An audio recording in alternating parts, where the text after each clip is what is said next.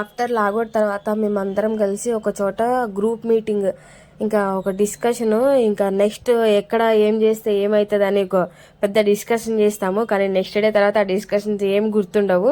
మా కుళ్ళు జోకులతో ఇక టైం అనేది అలా బాగా స్పెండ్ చేస్తాము.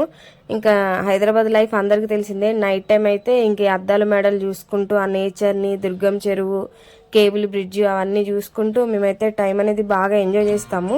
ఇంకా ఈ వీడియోలో చూడండి మా ఆఫ్టర్ లాగౌట్ తర్వాత రొటీన్ అనేది.